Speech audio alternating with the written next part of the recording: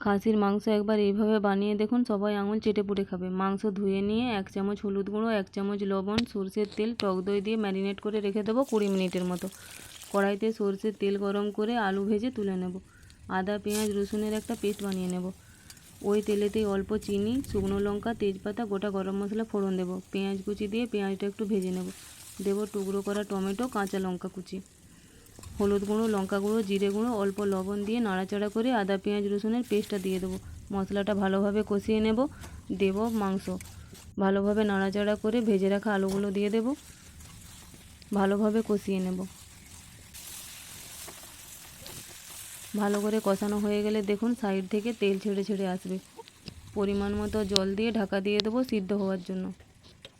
কিছুক্ষণ পর ঢাকনা খুলে 1/2 চামচ গোলমরিচ, 1/2 চামচ গরম মশলা দিয়ে ভালোভাবে মিশিয়ে নেব। কিছুক্ষণ ফুটে গেলেই নামিয়ে নিলেই রেডি।